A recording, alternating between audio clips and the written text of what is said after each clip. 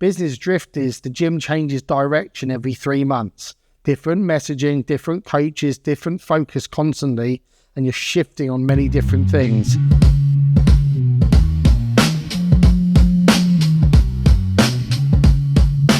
Hi, and welcome to this podcast. Super excited on this podcast to be talking to you about monthly recurring revenue and also retention and the impact that retention has on your monthly recurring revenue and also your business ultimately. So most business owners want to grow their business, and they do that typically by focusing their efforts and energy on lead generation.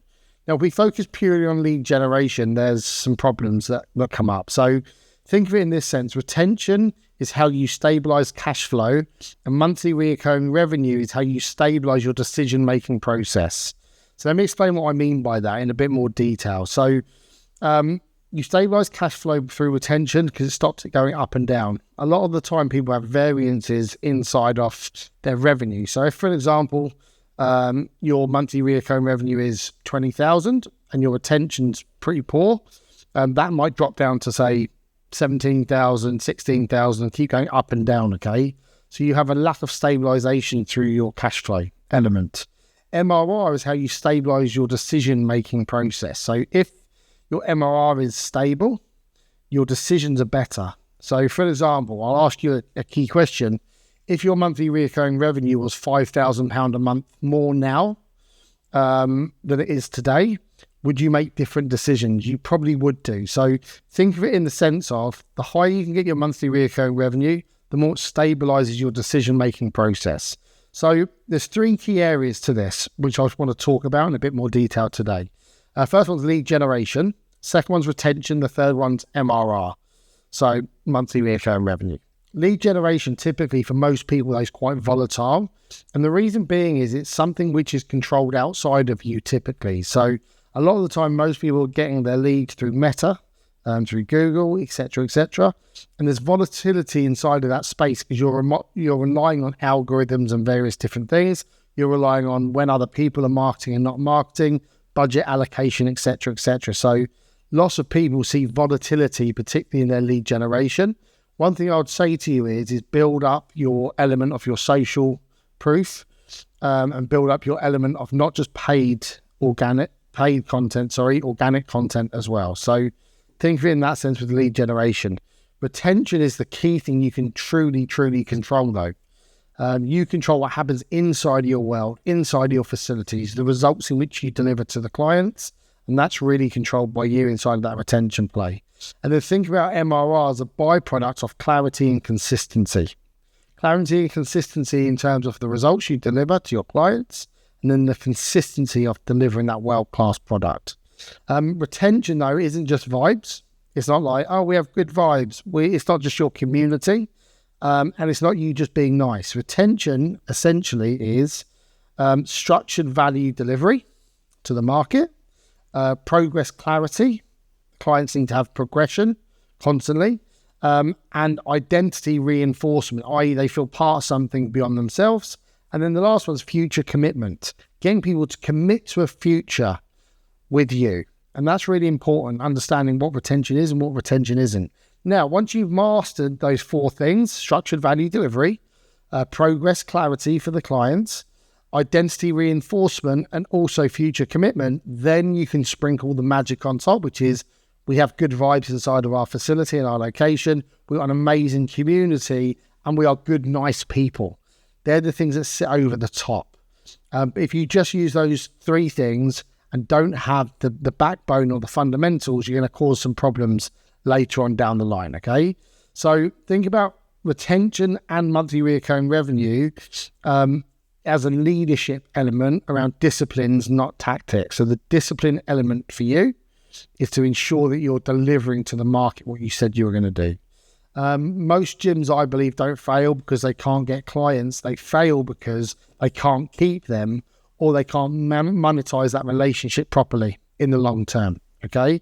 So think of it in this sense, like growth without retention is leaking growth, okay?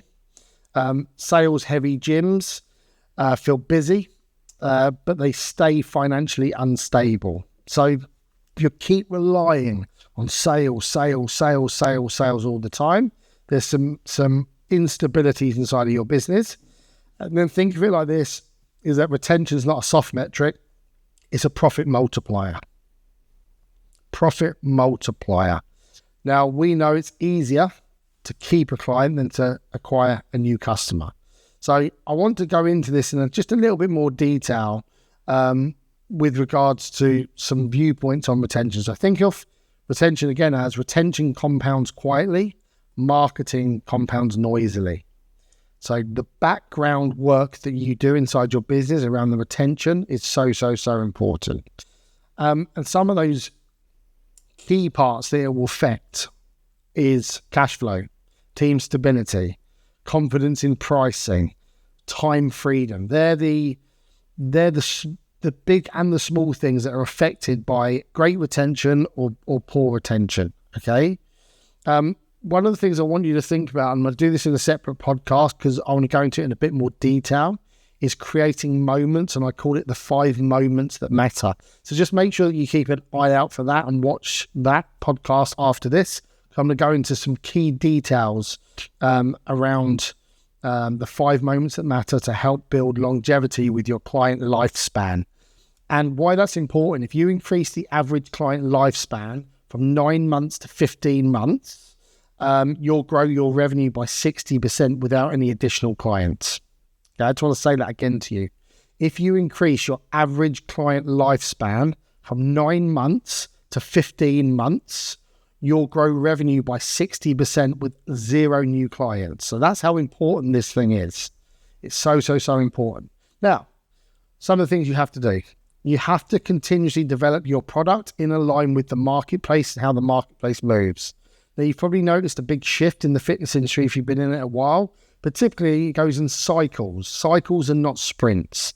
And the cycle we're coming into now is that more people are more sophisticated about their health, their fitness, their longevity, and all of those things. So therefore, as a business, you have to adapt and offer these services to the clients.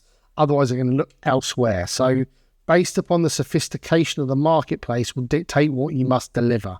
And most people are stuck in that loop of just delivering great training sessions, but there's lots of different pillars that you have to deliver to the market to ensure that the client gets the end result. And that's what it's all about. Results. And I want to just quickly go into 4 reasons clients actually leave you. And this is something for you to really take on board and make some notes. So clients don't leave because they fail. They leave because the business stopped leading them. Okay. First one, point number 1, lack of visible progress. Clients may be progressing. If they don't see it, there's no direct feedback loop, and therefore there's no belief. So they have to see visible progress. Think about it. Your clients come to you for a particular reason because they want to look better, feel better, but they have to see visible progress. That's the first one. The second one is no emotional contract. No emotional contract. They joined a program, but not an identity, and you want to build them into, this is who I am now. You want to tie in your solution with the identity of who they see themselves to be, and that's the solution to fixing that. The third one is unclear future. I always say this often, is that people will leave you when they run out of future.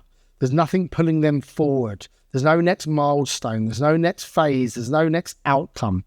So you have to build a future which is compelling for them and make that future super clear. And then the last one, business drift. Business drift is the gym changes direction every 3 months. Different messaging, different coaches, different focus constantly, and you're shifting on many different things. Like people want things in their life that are stable and want stability. So that's the really key thing to those four areas why I believe people leave. Think of MRR as not an add-on strategy. It's how you price continuity and commitment. So that's how you are in that space. The key thing for you to master from this, if you take away anything, which is your core MRR product. So it's your main membership. This must be profitable, but you also must include structure and accountability to your clients and go with the trends within the marketplace, because people, when they know more, they want more. And when people want more, you must deliver more. Otherwise, they're just going to look elsewhere. So I want you to look under the bonnet of your business and ask yourself the key question: are we delivering to the marketplace to the best of our ability based upon the wants and needs of our desired clients. And if you're not, I'll have you consider that now what you should be doing is look under the bonnet of your product and adapt it and change it, because evolution of your product is the vital thing. And most people miss this point. They focus their energy on bringing in new leads, bringing in new clients. So when was the last time you looked under the bonnet of your product? Take a little step back from it, look at it through a space of fact and not fiction and feeling, and then go, okay, where can we make improvements here? Based on our current clients, based on the future version of our business that we want to have. Hope that all makes sense. Hope you enjoyed the podcast, and I look forward to seeing you on the next one.